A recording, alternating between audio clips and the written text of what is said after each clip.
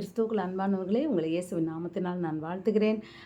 இந்த வருஷத்தின் கடைசி மாதத்தில் கடைசி ஒரு கொஞ்ச நாளில் முடிய போகின்ற தருணத்தில் இருக்கிறன்னா, இந்த வருடம் முழுவதிலும் தேவன் நமக்கு என்ன நன்மை செய்தார், என்ன நம்ம வாழ்க்கையில் நம்மளை வழி நடத்தி வந்தார், இது எல்லாவற்றுக்கும் நன்றியோடு கூட அதை எண்ணி எண்ணி எண்ணி நாம் துதிக்க வேண்டும். பிரியமானவர்களே, எண்ணி எண்ணி அப்படின்ற தலைப்பில் இன்றைக்கு நாம் பேசுவோம். நம்ம எதெல்லாம் நம்ம நினைக்கணும், என்ன முடியுமா, அவர் செய்த நன்மைகளை நம்மளால் எண்ண முடியுமா? 1 2 3ன்னு எண்ண முடியுமா? இல்லையே. எத்தனை எத்தனை பெரிய காரியங்கள். அவருடைய கிருபையை எண்ண முடியுமா? அவருடைய இரக்கத்தை எண்ண முடியுமா? அவருடைய தயவை நாம் அளக்க முடியுமா? அவருடைய அன்பை நம்மளால் எவ்வளவு ஆழம் இருக்குன்னு சொல்லி நமக்கு தெரியுமா? இல்லை. இன்னும் நமக்கு ஆண்டவருடைய அன்பு நமக்கு அளவிட முடியாத அவருடைய பேரன்பு. 2024 ஆரம்பம் முதல் இந்த 12 மாதங்களும் கண்ணின் மணியை போல பாதுகாத்து பராமரித்து நம்மளை வழிநடத்தி வந்த நம் தேவனுக்கு அவர் செய்த ஒவ்வொன்றையும் நாம் எண்ணி எண்ணி நம்ம மறந்துருப்போம். நமக்கு இப்போ நீங்கள் நினச்சி பாருங்கள், ஜனவரி மாதம் என்னென்னலாம் நன்மை செஞ்சார். நியூ இயர் நம்ம கொண்டாடினோம்ல, அன்ன நாளில் இருந்து ஜனவரி மாதம் என்னென்னலாம் செய்தார். பிப்ரவரி மாதம் அவருடைய கிருபை என்னென்ன இருந்தது. மார்ச் மாதம் என்ன, ஏப்ரல் மாதம் என்ன நினச்சி பார்ப்போமா? தெரியாது. ஒவ்வொரு மாதமும் ஒவ்வொரு நாளும் அவர் நம்மை வழிநடத்துகிற தேவன், நம்மை பாதுகாக்கிற தேவன். எத்தனை ஆக்சிடெண்ட்டை பார்க்குறோம். ஒவ்வொரு நாளும் நம்ம பார்த்தோம்னா எங்கேனாலும் இடத்துல ஆக்சிடெண்ட்டை நம்ம பார்க்காம இல்லை. வெளிநாடாக இருக்கட்டும், உள்நாடாக இருக்கட்டும், எங்கே இருக்கட்டும், ஜீவனை பாதுகாத்தாரே. அல்லேலூயா. எத்தனையோ பேருக்கு ஆகாரம் இல்லாமல் ஒவ்வொரு நாட்டுகளில் பட்டினியில் சாகுறாங்களாம், பஞ்சத்தில் சாகுறாங்களாம். பாருங்கள், அங்கெல்லாம் சண்டை நடக்கிறத பார்த்தீங்களா? ஹமாஸ்லேயும், இஸ்ரேல் தேசத்துலேயும், ரஷ்யாலேயும், உக்ரைன்லேயும், பாலஸ்தீனத்துலேயும் அந்த ஜனங்கள் அழுகிற அழுகையை நம்ம கூக்குரலை பார்க்குறோமா? இருதயமே அதை பார்த்தா என்ன பண்ணுது? நொறுங்குது. அவங்க வேதனை, அந்த அந்த அழுகையின் சத்தத்தை கேட்கும் போதே நம்மளால் அதை பார்க்க முடியலை. நம்ம என்ன பண்ணுறோம்? செல்ல அமர்த்திடுறோம். எத்தனை எத்தனை கண்ணீர், எவ்வளோ வேதனைகள் அவர்களுக்கு. எல்லாரும் இழந்துட்டு ஒருத்தவங்க மட்டும் நிற்கிறாங்க. தாய் தகப்பன் இல்லாத பிள்ளை நிற்குது.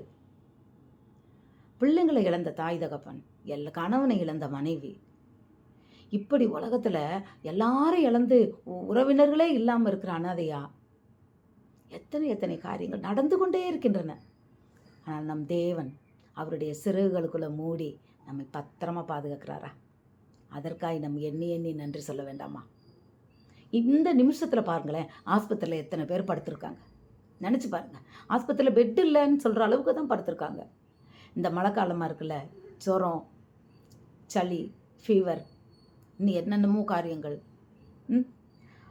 அந்த கொரோனா காலத்தில் நம்மளை தேவன் பாதுகாத்தது. இப்போயும் என்ன, உன் வலது பக்கத்தில் 1000 பேர், இடது பக்கத்தில் 16,000 பேர் விழுந்தாலும் அது உன்னை அணுகாதுன்னு வாக்குத்தத்தம் கொடுத்து நம்மளை பாதுகாக்கிறவர். மரண பயத்தில் எத்தனையோ பேர் இப்போ இருக்கிறாங்க, வேதனையில். டாக்டர் சொல்லியிருக்கலாம், இல்லைம்மா இன்னும் 1 வாரம் தான். இந்த கேன்சர் பேஷண்ட்டெல்லாம் பார்த்தீங்களா, இன்னும் ஒரே 1 வாரம் தான், இன்னும் 1 மாதம்தான். அப்போது அவங்களுடைய இருதயம்லாம் எவ்வளோ வேதனையில் இருக்கும் பாருங்கள். ஆனால் நாம் என்ன பண்ணிக்கிட்டு இருக்கோம்? அவருடைய நிழலில் சமாதானமாய் சந்தோஷமாய் நம்ம வாழ்ந்துக்கிட்டு இருக்கோம். இதற்கு நம்ம நன்றி சொல்ல வேண்டாமா? ஒவ்வொரு வேளை ஆகாரமும் நமக்கு ஆண்டவர் ஜீரண சக்தியை கொடுத்துருக்கிறார், அதற்கு நாம் நன்றி சொல்ல வேண்டும். ஆரோக்கியமாக இருக்கிறோம், அதற்கு நன்றி சொல்ல வேண்டும். போக்கிலும் மரத்திலையும் பாதுகாக்கிறார், அதற்கு நாம் நன்றி சொல்ல வேண்டும். நமக்கு ஐஸ்வர்யத்தை கொடுத்துருக்கிற, உட்கார ஒரு இடம் கொடுத்துற, ஆகாயத்து பறவைகளுக்கு கூட கூடுண்டு, ஆனால் எனக்கு படுக்கிறதுக்கு தலை சாய்க்க மனுஷகுமாரனுக்கு இடமில்லைன்னு சொல்லிட்டு நம்ம எவ்வளோ பெரிய மாடி வீட்டில் இல்லையா? ஆண்டவர், இதெல்லாம் நம்ம எண்ணி எண்ணி நன்றி சொல்ல வேண்டாமா? எத்தனையோ தடவை நம்ம வியாதியில் படுத்திருப்போம், நோயில் படுத்திருப்போம். இன்னும் சொல்லப்போனால் சின்ன பிள்ளையில் நம்ம அம்மா அப்பாலாம் நம்மளை பார்த்து சொல்லுவாங்க, ஐயோ நீ உயிர் பழிச்சதே பெருசு அப்படின்னு. அப்படி நம்மளை பாதுகாத்து வளர்த்தாங்க. கர்த்தர் நமக்கு ஜீவனை கொடுத்து இம்மட்டும் நம்மளை வச்சிருக்கிறாரு, அதற்கு நாம் நன்றி சொல்ல வேண்டாமா? நம்மளை ரட்சித்ததற்காக நம்ம நன்றி சொல்ல வேண்டாமா? எத்தனை பெரிய ஸ்லாக்கியம்! அல்லேலூயா!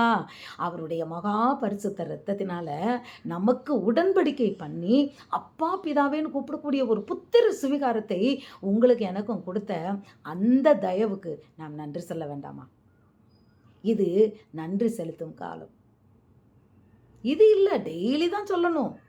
ஆனால் இந்த வருடத்தின் கடைசி அந்த நேரங்களில் வருடம் முழுக்கும் ஆண்டு முழுவதும் நம்ம 1ஆம் தேதி ஆனவுடனே வருடங்கள் முழுவதும் நொய்யாய் நெய்யாய் பொழிகிறதுன்ற வசனத்தை மட்டும் கையில் எடுத்துக்கிடக்கூடாது. சரிங்களா? இப்போ இந்த ஆண்டு முழுவதையும் கர்த்தர் நம்மளை எப்படியாய் நடத்தினார் என்று ஒவ்வொரு காரியத்தையும் எண்ணி எண்ணி எண்ணி நாம் என்ன செய்யணும்? தேவனை துதிக்க வேண்டும். வேற ஒன்றும் செய்ய வேண்டாம். அவரை வொர்ஷிப் பண்ணணும். ஹல்லேலூயா! காலையிலையும் மாலையிலையும் ஒரு குறிப்பிட்ட டைம் வச்சு உபவாசம் பண்ணலாம். ஃபாஸ்டிங் ப்ரேயர் பண்ணி தேவனுக்கு நன்றி செலுத்தலாம். அது மிக மிக மகிமை வாய்ந்தது. வேறு ஒன்றுமே நீங்கள் செய்யாதீங்க. ஃபாஸ்டிங் ப்ரேயர் போட்டால் ஆண்டவரை நீங்கள் வொர்ஷிப் பண்ணிக்கிட்டே இருங்க. வேதத்தை படிச்சுக்கிட்டே இருங்க. ஆசீர்வாதங்கள் தடையில்லாத படிக்க வரும். கேட்க மனம் திரும்பணும். நினிவே பட்டணத்து ஜனங்களை அழிக்க நினச்சதை இவங்க போய் சொன்ன உடனே அவங்க என்ன பண்ணாங்க? உபவாசித்து மனம் திரும்புகிறாங்க. ஆண்டவரே எங்களை மன்னியும். உபவாசம் என்பது மனம் திரும்புதலின் ஒரு அவசியம். உபவாசத்தில் அதில் அப்படி நடக்கணும், இது கேட்கலாம், தப்பே இல்லை, இல்லைன்னு சொல்லலை. முதலாவது நம்மளை நம் வாழ்க்கையில் நடக்கிறதையும் நாம் மனம் திரும்பி நாம் இறைவனிடம் நம்ம கேட்கணும். ஸ்தோத்திரத்தோடு கூடிய விண்ணப்பங்களை தேவனுக்கு தெரியப்படுத்துங்கள். உபவாசம் ஜெபம் பண்ணும்போது பிசாசு ஓடும். நம்ம உபவாசித்து தேவனுடைய சமூகத்தில் அவர் நாமத்தை உயர்த்தி நாம் அவருக்கு நன்றி செலுத்தி கொண்டிருக்கும் போதே கட்டுகள் முறியும், தடைகள் விலகும், ஆசீர்வாதங்கள் நம்மை சேரும். இது உண்மை, சத்தியம். உபவாசத்துக்கு அவ்வளவு, நம்ம ஜெபத்துக்கு, தேவனை துதிப்பதற்கு அவ்வளவு வல்லமை உண்டு. அவர் துதிகளின் மத்தியில் வாசம் செய்கிறவர். அவர் துதிக்கு பாத்திரர். அவர் தூயாதி தூயர். துதி என்னும் சிங்காசனத்தில் வீற்றிருப்பவர் அவர். ஒரு நாள் நான் பஸ்ஸில் போய்கிட்டு இருந்தேன். அப்போது அதில் தங்கத்தோரணம்னா, ஆமாம், ஏதோ ஒரு வேர்டு ஒன்று பார்த்தேன்.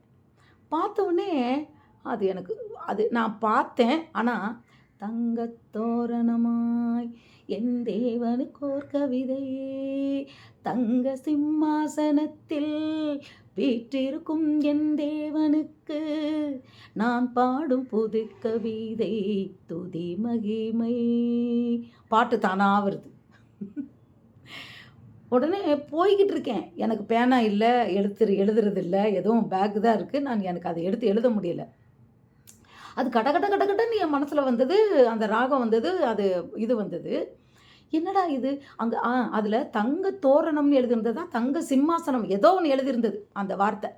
அது வந்தோடனே அப்படியே என் தேவனுக்கு நான் பாடல் பாடிக்கிட்டே நான் அந்த பிரயாணம் பண்ணி நான் போகிற வரைக்கும் போனேன். திரும்பி வரும்போது அந்த பாட்டை நினச்சி அது எடுக்கும்போது முதல்ல கொஞ்சம் ஞாபகத்துக்கு வராது. ஆனால் அதுக்கப்புறம் நம்ம உட்காந்து அதை நினச்சி பாடும்போது அதே லைன், அதே ராகம் தானாக வரும். தேவனை எந்த நேரமும் நாம் துதிக்கும்போது அவர் துதிகளின் மத்தியில் வாசம் செய்கிறவர். அவர் தூயாதி தூயர். அவர் ஒருவரே துதிக்க பார்த்துறார். எண்ணி எண்ணி நாம் துதிப்போமா? உங்கள் வாழ்க்கையில் என்னென்ன நன்மை செஞ்சாங்கன்னு உங்களுக்கு தான் தெரியும் இல்லையா? இதெல்லாம் பொதுவானது.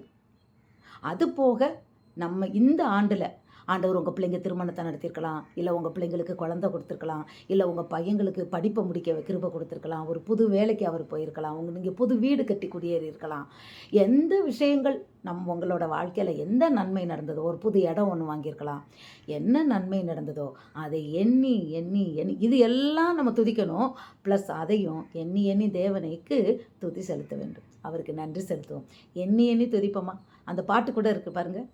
எண்ணி எண்ணி துதி செய்வாய், எண்ணில் அடங்காத கிருபைகளுக்காய் என்று தாங்கும் தம்புயமே இன்ப இயேசுவின் நாமமே. பிரியமானவர்களே, எண்ணி எண்ணி எண்ணி நாம் துதி செய்வோம் நம்மளை தாங்குகின்ற இயேசுவின் நாமத்தை. God bless you.